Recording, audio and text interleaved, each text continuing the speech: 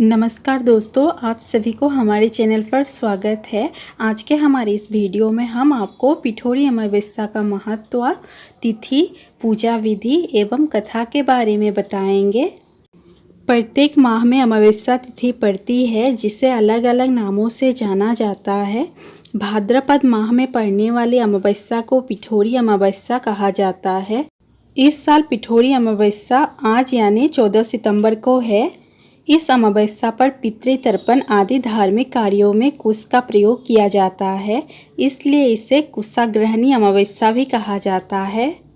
मान्यता है कि इस अमावस्या पर पितरों का तर्पण करने से पितृदोष से होने वाली परेशानियों से मुक्ति मिलती है। इसके अलावा इस दिन माँ दुर्गा की भी पूजा की जाती है।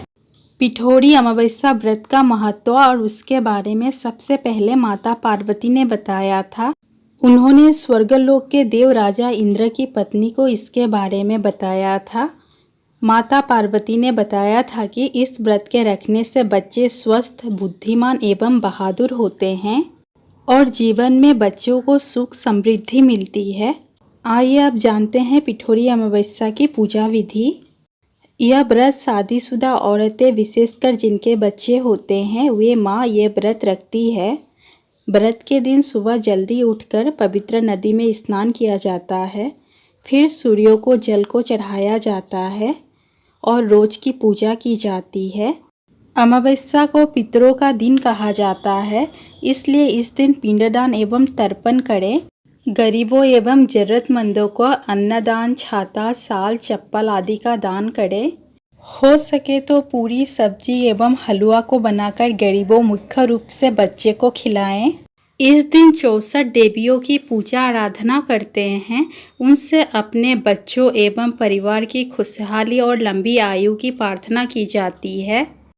पीठ मतलब आटा होता है, जिसे खाकर मनुष्यों को जीवन मिलता है, वह अपना पेट भरता है। इस आटे का हमारे जीवन में बहुत महत्व होता है। इसी आटे से 64 देवियों की प्रतिमा बनाई जाती है और फिर उसकी पूजा की जाती है। इन्हें अपनी इच्छा अनुसार छोटा बड़ा बना सकते हैं। इन्हें चाहे तो कलर भी कर सकते हैं एवं वस्त्र पहनाएं। कुछ क्षेत्रों में देवी दुर्गा को योगिनी के रूप में पूजा की जाती है, इसीलिए हर एक पीठ एक योगिनी को दर्शाता है। इस तरह 64 योगिनी हैं जिनकी पूजा की जाती है। इन सभी 64 देवी की प्रतिमाओं को एक साथ एक जगह किसी चौकी पर या पट्टे पर रखा जाता है। जेवर पहनाने के लिए बेसन को गूंथकर आटा तैयार करें। अब इससे गले का, मांग टीका, चूड़ी, कान के बाले बनाकर देवी को पहनाएं। फूलों से पूजा वाले स्थान को सजाएं। देवियों की प्रतिमा के ऊपर फूलों का छत्र बनाएं।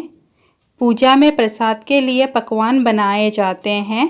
पूरम पोली, गुजिया, शक्कर पारे, गुड़ के पारे, मठरी बनाई जाती है। कई लोग अपने घर में अलग से पूजा नहीं करते हैं, मोहल्ले में एक जगह इकट्ठा होकर पूजा करते हैं। शाम को इसकी पूजा होती है। देवी की प्रतिमा को सुहाग का सामान चढ़ाया जाता है। पूरी विधि विधान से पूजा करने के बाद आरती करते हैं और फिर पंडित जी को सबसे पहले प्रसाद के रूप से पकवान देते हैं। अपने से बड़े को पकवान देकर पैर छुए जाते हैं।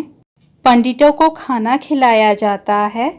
पिठोरी अमावस्या की पूजा विधि के बारे में हमने बता दिया। अब आइए कथा श्रवण करते हैं। प्राचीन काल की बात है। एक परिवार में 7 भाई थे। सभी का विवाह हो चुका था। सबके छोटे छोटे बच्चे भी थे।